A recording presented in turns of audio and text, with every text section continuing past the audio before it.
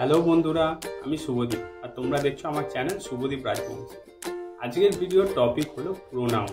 Pronoun English গ্রামারের খুবই basic কিন্তু ইম্পর্টেন্ট একটা সাবজেক্ট, কারণ স্কুল এক্সামের পাশাপাশি বিভিন্ন কম্পিটিটিভ এক্সামেও কিন্তু প্রোনাউন থেকে বিভিন্ন ধরনের প্রশ্ন আসে। তো আজকের ভিডিওতে আমরা ডিটেলসে আলোচনা করব প্রোনাউন কি, কয় প্রকার, ইংলিশ গ্রামারে এদের কাজই বা কি আছে। প্রত্যেকটা কন্টেন্ট বিভিন্ন ধরনের এক্সাম্পলের সহযোগে ডিটেলসে জানবে, যাতে ভিডিও শেষ পর্যন্ত দেখার পর প্রোনাউন সম্বন্ধে তোমাদের আর কোনো ধরনের ডাউট না থাকে। তো সময় নষ্ট না করে চলো শুরু করা যাক। তো প্রথমে আমরা জেনে নেব প্রোনাউন কি। প্রথমত, প্রোনাউন হলো একটি পার্টস অফ স্পিচ। ইংরেজিতে যে 8টি পার্টস অফ স্পিচ আছে তার মধ্যে অন্যতম হলো প্রোনাউন। ছোটবেলা থেকে আমরা জেনে এসেছি নাউনের পরিবর্তে যে শব্দ ব্যবহার করা হয় তাকেই প্রোনাউন বলে। নাউন যেহেতু যে কোনো জিনিসের নাম বোঝায়, তাই নামের পরিবর্তে যে শব্দ ব্যবহার করা হয় সেটাই প্রোনাউন। তো চলো এক্সাম্পলের সাহায্যে প্রোনাউন বুঝে নেওয়া যাক। For example, Rohan is a good boy, he goes to school everyday. অর্থাৎ রোহন একটি ভালো ছেলে, সে প্রতিদিন স্কুলে যায়। তো এখানে দেখো হি অর্থাৎ সে, রোহন অর্থাৎ নাম অর্থাৎ নাউনের পরিবর্তে বসেছে, তাই এখানে হি একটি প্রোনাউন। নেক্সট দেখো, Riya is my sister, she reads in class 7। অর্থাৎ রিয়া আমার বোন, সপ্তম শ্রেণীতে পড়ে। তো এখানে দেখো সি অর্থাৎ রিয়া অর্থাৎ নাউন অর্থাৎ নামের পরিবর্তে বসেছে, তো এখানে সি একটি প্রোনাউন। নেক্সট এক্সাম্পলটা দেখলে তোমরা আরও ভালো করে বুঝতে পারবে। নেক্সট দেখো, Rohan and Suman are friends, they play football everyday. অর্থাৎ রোহন এবং সুমন দুই বন্ধু, তারা প্রতিদিন ফুটবল খেলে। তো এখানে দেখো দে অর্থাৎ তারা, তারা মানে হলো এখানে রোহন এবং সুমন। অর্থাৎ দে, রোহন এবং সুমন অর্থাৎ নাম অর্থাৎ নাউনের পরিবর্তে বসেছে, তাই দে একটি প্রোনাউন। তো ইংলিশ গ্রামারের কিছু পরিচিত কমন প্রোনাউন হলো আই অর্থাৎ আমি, ইউ মানে তুমি বা তোমরা, উই মানে আমরা, ইট মানে ইহা, মি অর্থাৎ আমাকে, ইউ মানে তোমাকে বা তোমাদেরকে, হিম মানে তাকে, হার মানে তাকে। হিম ছেলেদের ক্ষেত্রে আর হার মেয়েদের ক্ষেত্রে ইউজ হয়। আস মানে আমাদেরকে এবং দেম মানে তাদেরকে। এবার যেটা বুঝতে হবে সেটা হলো ইংলিশ গ্রামারে প্রোনাউনের কাজ কি। এটা বুঝতে পারলে যে কোনো সেন্টেন্সে প্রোনাউনকে চিনতে পারা অনেক সহজ হবে। তো ইংলিশ গ্রামারে প্রোনাউন সাবজেক্ট হিসেবে, অবজেক্ট হিসেবে, কমপ্লিমেন্ট হিসেবে, অবজেক্ট অফ প্রিপোজিশন বা প্রিপোজিশনের কমপ্লিমেন্ট হিসেবে এবং অ্যাপোজিশন টু আ নাউন বা অ্যাপোজিটিভস হিসেবে কাজ করে। তো এবার আমরা সাবজেক্ট হিসেবে প্রোনাউনের কাজ সম্পর্কে জানব। তুমি নিশ্চয়ই জানো যে একটি ইংলিশ সেন্টেন্সের বেসিক স্ট্রাকচার হলো subject plus verb plus object, আর প্রোনাউন সাবজেক্ট হিসেবে কাজ করে। সাবজেক্ট সেন্টেন্সে অ্যাকশন পারফর্ম করে অর্থাৎ কাজ করে, তবে সেন্টেন্সে ভার্বকে হু অর্থাৎ কে বা কারা দিয়ে প্রশ্ন করলে সাবজেক্ট পাওয়া যায়। তো এক্সাম্পলের সাহায্যে বিষয়টা আরও ভালো করে বুঝে নাও। For example, she is reading a book. অর্থাৎ সে একটি বই পড়ছে। তো এই সেন্টেন্সে দেখো, আমরা যদি প্রশ্ন করি কে বই পড়ছে, তাহলে আমরা উত্তর পাচ্ছি সি অর্থাৎ সে, তাই এখানে সি প্রোনাউন সাবজেক্ট হিসেবে কাজ করছে। নেক্সট দেখো, they are playing football in a park. অর্থাৎ তারা পার্কে ফুটবল খেলছে। তো এবার যদি আমরা প্রশ্ন করি কারা ফুটবল খেলছে, উত্তর পাচ্ছি তারা অর্থাৎ দে, তাই এখানে দে প্রোনাউনটা সাবজেক্ট হিসেবে কাজ করছে। নেক্সট দেখো, উই লাভ আওয়ার প্যারেন্টস। অর্থাৎ আমরা আমাদের বাবা মাকে ভালোবাসি। তো এবার যদি আমরা প্রশ্ন করি কারা বাবা মাকে ভালোবাসে, তাহলে উত্তর পাচ্ছি আমরা অর্থাৎ উই, তাই এখানে উই প্রোনাউনটা একটি সাবজেক্ট হিসেবে কাজ করছে। তো আশা করি সাবজেক্ট হিসেবে প্রোনাউনের কাজ বুঝতে পারলে। নেক্সট আমরা দেখব অবজেক্ট হিসেবে প্রোনাউনের কাজ। অবজেক্ট মানে হলো কর্ম। সেন্টেন্সে অবজেক্ট ভার্বের পরে বসে এবং ভার্বের অ্যাকশন রিসিভ করে। সেন্টেন্সে ভার্বকে হোয়াট অর্থাৎ কি এবং হুম অর্থাৎ কাকে দিয়ে প্রশ্ন করলে অবজেক্ট পাওয়া যায়। তো এবার এক্সাম্পলের সাহায্যে বিষয়টা আরও ভালো করে বুঝে নাও। For example, Rohan knows me, অর্থাৎ রোহন আমাকে চেনে। তো এক্ষেত্রে আমরা যদি প্রশ্ন করি রোহন কাকে চেনে, উত্তর পাচ্ছি মি, অর্থাৎ আমাকে। তো এখানে মি প্রোনাউনটা একটি অবজেক্ট হিসেবে কাজ করছে। প্রোনাউন দু ধরনের অবজেক্ট হিসেবে কাজ করে, ডাইরেক্ট অবজেক্ট এবং ইনডাইরেক্ট অবজেক্ট। প্রোনাউন যখন ভার্বের পরে বসে হোয়াট অর্থাৎ কি এবং হুম অর্থাৎ কাকে এই প্রশ্নের উত্তর দেয়, তখন ডাইরেক্ট অবজেক্ট হিসেবে কাজ করে। For example, the man saw him at the park, অর্থাৎ লোকটা তাকে পার্কে দেখেছিল। তো এক্ষেত্রে আমরা যদি প্রশ্ন করি লোকটা কাকে দেখেছিল, উত্তর পাচ্ছি হিম, অর্থাৎ তাকে। এখানে হিম প্রোনাউনটা একটি ডাইরেক্ট অবজেক্ট হিসেবে কাজ করছে। নেক্সট দেখো, আই লাভ ইট, অর্থাৎ আমি এটাকে ভালোবাসি। তো এক্ষেত্রে আমরা যদি প্রশ্ন করি আমি কি ভালোবাসি, উত্তর পাচ্ছি ইট, অর্থাৎ এটা। তো এখানে ইট প্রোনাউনটা একটি ডাইরেক্ট অবজেক্ট হিসেবে কাজ করছে। Next, indirect object. প্রোনাউন যখন অ্যাট হুম বা টু হুম বা ফর হুম বা ফ্রম হুমের উত্তর দেয়, তখন ইনডাইরেক্ট অবজেক্ট হিসেবে কাজ করছে। ডাইরেক্ট অবজেক্টের মধ্যে দিয়েই ইনডাইরেক্ট অবজেক্টের সাথে ভার্বের কানেকশান থাকে। ডাইরেক্ট অবজেক্ট ছাড়া ইনডাইরেক্ট অবজেক্ট হয়ই না। ইনডাইরেক্ট অবজেক্টের আগে কখনো কখনো প্রিপোজিশন থাকে এবং বেসিক্যালি ভার্ব ও ডাইরেক্ট অবজেক্টের মাঝখানে ইনডাইরেক্ট অবজেক্ট অবস্থান করে। তো এবার এক্সাম্পলের সাহায্যে বিষয়টা আরও ভালো করে বুঝে নেওয়া যাক। For example, Rohan gave a book to me, অর্থাৎ রোহান আমাকে একটি বই দিল। তো এই সেন্টেন্সে দেখো মি প্রোনাউনটা একটি ইনডাইরেক্ট অবজেক্ট, কারণ এখানে মি টু হুম অর্থাৎ কাকের উত্তর দিচ্ছে। এবং দেখো মি এর আগে টু প্রিপোজিশন আছে, তাই এখানে মি একটি ইনডাইরেক্ট অবজেক্ট। নেক্সট এক্সাম্পল দেখো, I told him the truth, অর্থাৎ আমি তাকে সত্যিটা বললাম। তো এখানে দেখো হিম প্রোনাউনটা একটা ইনডাইরেক্ট অবজেক্ট হিসেবে কাজ করছে, কারণ এখানে দ্য ট্রুথ একটা ইনডাইরেক্ট অবজেক্ট এবং টোল্ড এটা একটা ভার্ব। তাই এখানে হিম ডাইরেক্ট অবজেক্ট এবং ভার্বের মাঝখানে অবস্থান করছে, তাই এখানে হিম একটি ইনডাইরেক্ট অবজেক্ট হিসেবে কাজ করছে। তো আশা করছি ইনডাইরেক্ট অবজেক্ট হিসেবে প্রোনাউনের কাজটা তোমরা বুঝতে পারলে। নেক্সট, কমপ্লিমেন্ট হিসেবে প্রোনাউনের কাজ। কমপ্লিমেন্ট হলো সেই ওয়ার্ড যেটা একটি বাক্যকে কমপ্লিট করে এবং মিনিংফুল অর্থাৎ অর্থপূর্ণ করে তোলে। সেন্টেন্সে কমপ্লিমেন্ট ভার্বের পরে বসলেও অ্যাকশন রিসিভ করে না, অর্থাৎ ভার্বের সাথে এটার কোনো কানেকশন থাকে না। অনেক সময় আমরা অবজেক্ট এবং কমপ্লিমেন্টের মধ্যে পার্থক্যটা বুঝতে পারি না। অবজেক্টকে ভুল করে কমপ্লিমেন্ট ভাবি বা কমপ্লিমেন্টকে ভুল করে অবজেক্ট ভাবি। তাই অবজেক্ট এবং কমপ্লিমেন্টের পার্থক্যটা বুঝে নাও।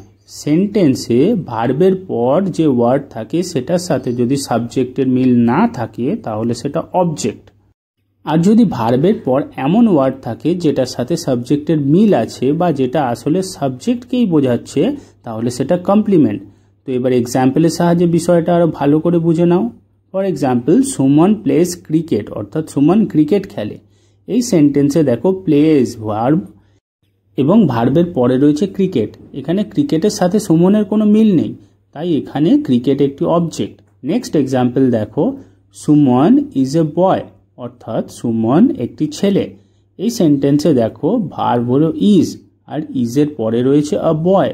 এখানে আ বয়ের সাথে সুমন অর্থাৎ সাবজেক্টের মিল আছে, তাই এখানে আ বয় একটা কমপ্লিমেন্ট।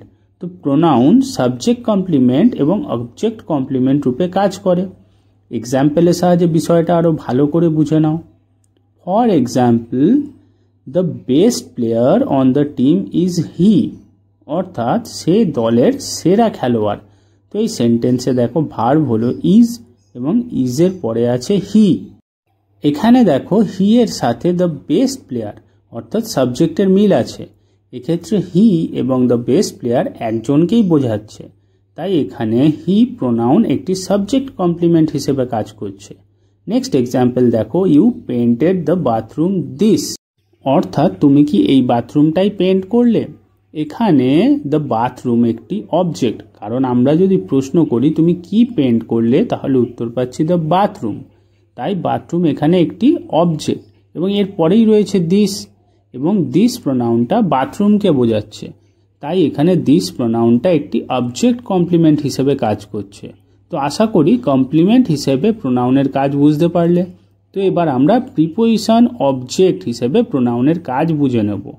এক্ষেত্রে প্রোনাউন সেন্টেন্সে প্রিপোজিশনের পরে বসে, প্রিপোজিশনের অবজেক্ট হিসেবে কাজ করে, তাই প্রিপোজিশনের পরে যে প্রোনাউন থাকবে সেটাই প্রিপোজিশনের object. For example, please give it to me, অর্থাৎ দয়া করে আমাকে এটা দাও। তো এই সেন্টেন্সে দেখো মি এটা টু প্রিপোজিশনের পরে রয়েছে, তাই এখানে মি প্রিপোজিশনের অবজেক্ট হিসেবে কাজ করছে। নেক্সট এক্সাম্পল দেখো, teacher is angry with us, অর্থাৎ শিক্ষক মহাশয় আমাদের ওপর রেগে আছেন। তো এই সেন্টেন্সে দেখো আস এই প্রোনাউনটা উইথ প্রিপোজিশনের পরে রয়েছে, তো এখানে আস প্রিপোজিশনের অবজেক্ট হিসেবে কাজ করছে। নেক্সট এক্সাম্পলটা দেখো, হি টুক আ পিকচার অফ মি, অর্থাৎ সে আমার একটি ছবি তুলল। তো এই সেন্টেন্সে দেখো মি প্রোনাউনটা অফ প্রিপোজিশনের পরে রয়েছে, তাই এখানে মি প্রিপোজিশনের অবজেক্ট হিসেবে কাজ করছে। তো আশা করি প্রিপোজিশনের অবজেক্ট হিসেবে প্রোনাউনের কাজ বুঝতে পারলে। তো এবার আমরা অ্যাপোজিশন টু আ নাউন বা অ্যাপোজিটিভস হিসেবে প্রোনাউনের কাজ বুঝে নেব। এক্ষেত্রে প্রোনাউন সেন্টেন্সে নাউনের পরে বসে এবং নাউনটাকে ডেসক্রাইব করে বা নাউন সম্পর্কে আরও কিছু বলে। মনে রাখবে অ্যাপোজিশন মানে হলো পাশাপাশি, তাই এক্ষেত্রে প্রোনাউনও নাউনের ঠিক পরে বসে এবং এটার আগে বা পরে কমা থাকে এবং এটাকে বাদ দিলে সেন্টেন্স অর্থপূর্ণ থাকে। তো এবার এক্সাম্পলের সাহায্যে বিষয়টা ভালো করে বুঝে নাও। For example, that man him stole my bag, অর্থাৎ ওই লোকটা আমার ব্যাগটা চুরি করেছে। তো এখানে দেখো হিম প্রোনাউনটা ম্যান নাউনটাকে ডিসক্রাইব করছে এবং হিমের আগেও কমা আছে পরেও কমা আছে, তো এখানে হিম প্রোনাউনটা নাউনের অ্যাপোজিশন হিসেবে কাজ করছে। তো আশা করি নাউনের অ্যাপোজিশন বা অ্যাপোজিটিভ হিসেবে প্রোনাউনের কাজটি বুঝতে পারলে। তো এবার আমরা জানবো ক্লাসিফিকেশন অফ প্রোনাউন, অর্থাৎ প্রোনাউনের শ্রেণী বিভাগ। প্রোনাউনকে প্রধানত 9 ভাগে ভাগ করা যায়: personal pronoun, possessive pronoun, reflexive pronoun, intensive pronoun বা emphatic pronoun, indefinite pronoun, demonstrative pronoun, interrogative pronoun, relative pronoun এবং রেসিপ্রোকাল প্রোনাউন। তো প্রথমেই আমরা জেনে নেব পার্সোনাল প্রোনাউন। পার্সন মানে হলো ব্যক্তি, তাই যেসব প্রোনাউন দ্বারা নির্দিষ্ট কোনো ব্যক্তিকে বোঝানো হয় তাকে পার্সোনাল প্রোনাউন বলে। তবে পার্সোনাল প্রোনাউন শুধু মানুষকেই বোঝায় না, ক্ষেত্র বিশেষে মানুষ ছাড়া অন্য প্রাণী বা বস্তুকেও বোঝায় যখন সেটা ব্যক্তি হিসেবে কল্পনা করা হয়। পার্সোনাল প্রোনাউনের এক্সাম্পল হলো I, you, he, she, they, we এবং ইট। পার্সোনাল প্রোনাউনকে আবার 3 ভাগে ভাগ করা যায়: first person pronoun, second person pronoun এবং third person pronoun. First person pronoun হলো পার্সন স্পিকিং বা দ্য স্পিকার, অর্থাৎ যে বলে বা বক্তা first person pronoun. First person প্রোনাউনগুলো হলো উই, আই, মাই এবং our. Next second person pronoun. Second person pronoun হলো দ্য পার্সন স্পোকেন টু বা লিসনার, ওকে, যাকে বলা হয় শ্রোতা। সেকেন্ড পার্সন প্রোনাউনগুলো হলো ইউ এবং ইয়োর। থার্ড পার্সন প্রোনাউন হলো বক্তা এবং শ্রোতা ছাড়া অন্য যে কোনো ব্যক্তি third person pronoun. Third person pronoun হলো হি, সি, ইট, দে, হিজ, হার, দেয়ার এবং দেম। এছাড়াও পার্সোনাল প্রোনাউনকে আবার 2 ভাগে ভাগ করা যায়: সাবজেক্ট প্রোনাউন এবং অবজেক্ট প্রোনাউন। সাবজেক্ট প্রোনাউন যে প্রোনাউনগুলো বাকি সাবজেক্ট হিসেবে ব্যবহার করা হয় সেগুলো সাবজেক্ট প্রোনাউন। তো সাবজেক্ট প্রোনাউনের এক্সাম্পল হলো আই অর্থাৎ আমি, ইউ অর্থাৎ তুমি, উই অর্থাৎ আমরা, হি মানে সে, সি মানেও সে, হি ছেলেদের ক্ষেত্রে এবং সি মেয়েদের ক্ষেত্রে ব্যবহার করা হয়, দে অর্থাৎ তারা, ইট অর্থাৎ এটি বা ইহা। তো সাবজেক্ট প্রোনাউন কিছু সেন্টেন্সের এক্সাম্পল দেখো। For example, I live in Kolkata, অর্থাৎ আমি কলকাতায় থাকি। তো এই সেন্টেন্সে আই হলো সাবজেক্ট প্রোনাউন, কারণ এখানে আই সাবজেক্ট হিসেবে কাজ করছে। নেক্সট দেখো, he is reading a book, অর্থাৎ সে একটি বই পড়ছে। এই সেন্টেন্সে হি হলো সাবজেক্ট প্রোনাউন, কারণ এখানে হি সাবজেক্ট হিসেবে কাজ করছে। আর যে প্রোনাউনগুলো বাক্যে অবজেক্ট হিসেবে ব্যবহার করা হয় সেগুলো অবজেক্ট প্রোনাউন। তো অবজেক্ট প্রোনাউনের এক্সাম্পল হলো মি অর্থাৎ আমাকে, ইউ অর্থাৎ তোমাকে, আস মানে আমাদেরকে, হিম মানে তাহাকে, হার মানে তাহাকে। হিম ছেলেদের ক্ষেত্রে এবং হার মেয়েদের ক্ষেত্রে ব্যবহার করা হয়। দেম মানে তাদেরকে এবং ইট অর্থাৎ এটাকে। তো এবার অবজেক্ট প্রোনাউনের একটা সেন্টেন্স এক্সাম্পল দেখো। For example, the man nose me অর্থাৎ লোকটা আমাকে চেনে। এই সেন্টেন্সে মি প্রোনাউনটা একটি অবজেক্ট প্রোনাউন। তো আশা করি পার্সোনাল প্রোনাউন বুঝতে পারলে। Next, possessive pronoun. কোনো কিছুর মালিকানা বা অধিকার বোঝাতে যে প্রোনাউন ব্যবহার করা হয় তাকে পজেসিভ প্রোনাউন বলে। পজেসিভ অ্যাডজেক্টিভের পরে যে নাউন থাকে তার পরিবর্তে পজেসিভ প্রোনাউন ব্যবহার করা হয়। তো এক্ষেত্রে পজেসিভ প্রোনাউন বোঝার জন্য পজেসিভ অ্যাডজেক্টিভও বুঝতে হবে, কারণ আমরা অনেক সময় পজেসিভ অ্যাডজেক্টিভের সাথে পজেসিভ প্রোনাউনকে গুলিয়ে ফেলি। তো পজেসিভ অ্যাডজেক্টিভ নাউনের আগে বসে নাউনের মালিকানা বা অধিকার বোঝায়। পজেসিভ অ্যাডজেক্টিভের এক্সাম্পল হলো মাই, আওয়ার, দেয়ার, হিজ, হার এবং ইটস। আর এই পজেসিভ অ্যাডজেক্টিভের পরে যে নাউন বসে তার পরিবর্তে পজেসিভ প্রোনাউন ব্যবহার করা হয়। তো এক্সাম্পলের সাহায্যে বিষয়টা আরও ভালো করে বুঝে নাও। তো দেখো, মাই কার। তো এখানে মাইটা হলো পজেসিভ অ্যাডজেক্টিভ, কারণ এখানে মাই কার অর্থাৎ নাউনের আগে বসেছে এবং নাউনটার মালিকানা বা অধিকার বোঝাচ্ছে।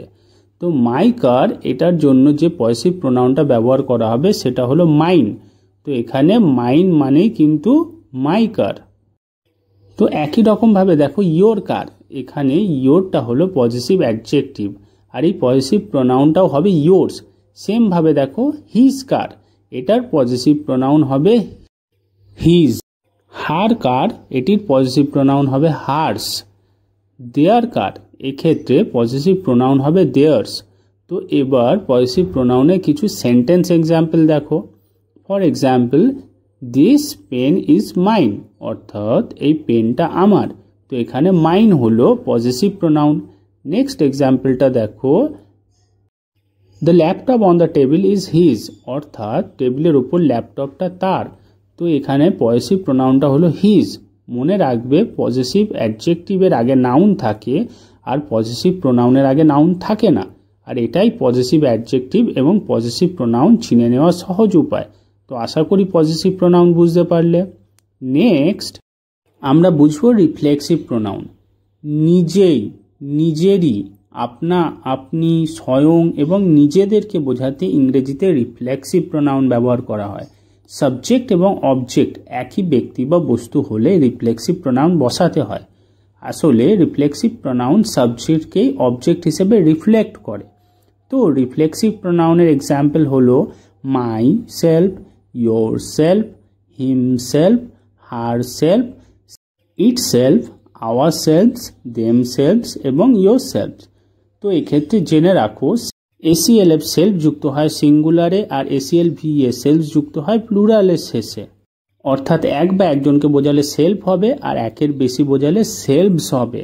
তো রিফ্লেক্সিভ প্রোনাউনে কিছু সেন্টেন্স এক্সাম্পল দেখো। For example, I hurt my self in the accident yesterday অর্থাৎ গতকালের দুর্ঘটনায় আমি নিজেই নিজেকে আহত করলাম। তো এখানে মাই সেলফটা হলো রিফ্লেক্সিভ প্রোনাউন। নেক্সট এক্সাম্পল দেখো, হি ডাজন্ট ট্রাস্ট হিমসেলফ অর্থাৎ সে নিজেকেই বিশ্বাস করে না। তো এখানে হিমসেলফ হলো রিফ্লেক্সিভ প্রোনাউন। তো আশা করি রিফ্লেক্সিভ প্রোনাউন বুঝতে পারলে। নেক্সট ইন্টেন্সিভ প্রোনাউন বা এমফ্যাটিক প্রোনাউন। যে প্রোনাউন কোনো নাউন বা প্রোনাউনের পরে বসে সেই নাউন বা প্রোনাউনটাকে নির্দেশ করে এবং তার উপর গুরুত্ব দেয় সেই প্রোনাউনকে বলে ইন্টেন্সিভ প্রোনাউন। যেমন myself, yourself, himself, herself, ourselves, themselves এবং ইয়োর সেলফস। এবার হয়তো তুমি কনফিউজ হয়ে গেছো যে এর আগে রিফ্লেক্সিভ প্রোনাউনের ক্ষেত্রে একই এক্সাম্পল দেখেছো। এক্ষেত্রে জেনে রাখো রিফ্লেক্সিভ প্রোনাউন এবং ইন্টেন্সিভ প্রোনাউন দেখতে একই রকম, কিন্তু ইন্টেন্সিভ প্রোনাউন বাক্যে অবজেক্ট হিসেবে ব্যবহৃত হয় না, কিন্তু রিফ্লেক্সিভ প্রোনাউন অবজেক্ট হিসেবে ব্যবহৃত হয়। আর এটাই রিফ্লেক্সিভ ও ইন্টেন্সিভ প্রোনাউনের অন্যতম পার্থক্য। তো এক্সাম্পলের সাহায্যে বিষয়টা আরো ভালো করে বুঝে নাও। For example, he doesn't trust himself, he himself did this job তো এক্ষেত্রে দেখো দুটো সেন্টেন্সে হিমসেলফ আছে। প্রথম সেন্টেন্সে হিমসেলফটা হলো রিফ্লেক্সিভ প্রোনাউন, আর দ্বিতীয় সেন্টেন্স অর্থাৎ হিমসেলফ ডিড দিস জব, এই ক্ষেত্রে হিমসেলফটা হলো intensive pronoun. He does not trust himself, এখানে হিমসেলফ রিফ্লেক্সিভ প্রোনাউন, কারণ হিমসেলফটা অবজেক্ট হিসেবে কাজ করছে। আর নেক্সট সেন্টেন্সে হিমসেলফটা ইন্টেন্সিভ প্রোনাউন, কারণ এখানে হিমসেলফ প্রোনাউনের পরে বসেছে এবং হি প্রোনাউনের উপর গুরুত্ব দিচ্ছে। তো এখানে হিমসেলফটা হলো একটা ইন্টেন্সিভ প্রোনাউন। তো ইন্টেন্সিভ প্রোনাউনের আরও কিছু সেন্টেন্স এক্সাম্পল হলো you yourself can easily transform your body. এখানে দেখো ইয়োরসেলফ একটা ইন্টেন্সিভ প্রোনাউন, কারণ এটা ইউ প্রোনাউনের পরে বসেছে এবং ইউ এর ওপর গুরুত্ব দিচ্ছে। Next, the student themselves prepared for the upcoming exam. তো এখানে দেখো দেমসেলভস একটা ইন্টেন্সিভ প্রোনাউন, কারণ এখানে স্টুডেন্টস হলো নাউন আর দেমসেলভস স্টুডেন্টসের পর বসেছে, অর্থাৎ নাউনের পরে বসেছে এবং নাউনটার উপরও গুরুত্ব দিচ্ছে। এইখানে দেমসেলভস একটি ইন্টেন্সিভ প্রোনাউন। তো আশা করি ইন্টেন্সিভ প্রোনাউন বুঝতে পেরেছো।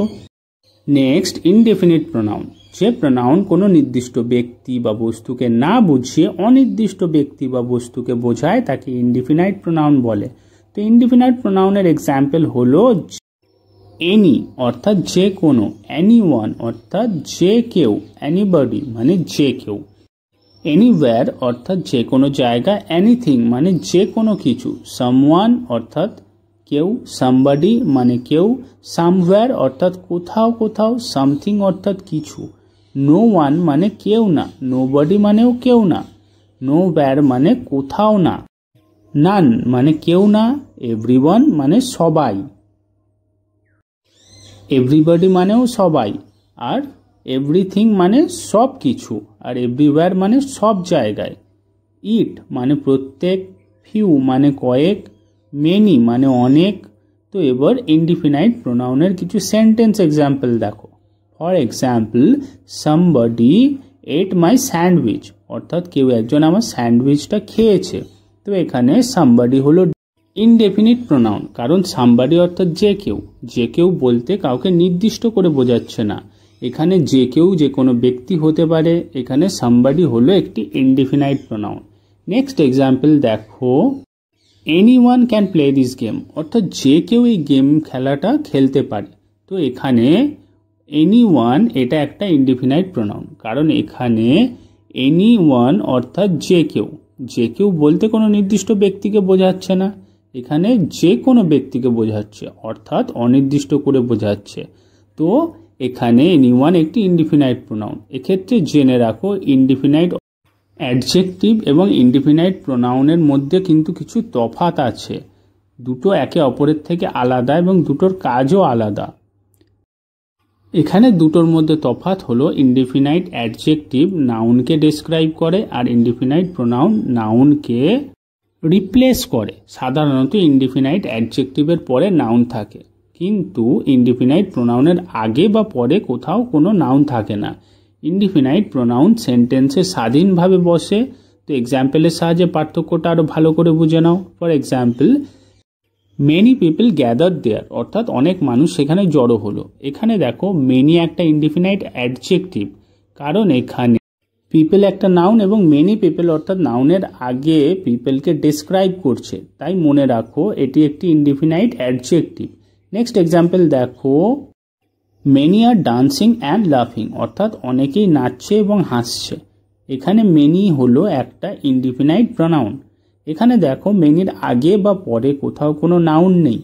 তো আশা করি ইনডিফিনাইট প্রোনাউন তোমরা বুঝতে পারলে। নেক্সট, ডেমনস্ট্রেটিভ প্রোনাউন, যে প্রোনাউন নাউনের আগে বসে নাউনকে নির্দেশ করে বা নির্দিষ্ট করে তাকে ডেমনস্ট্রেটিভ প্রোনাউন বলে।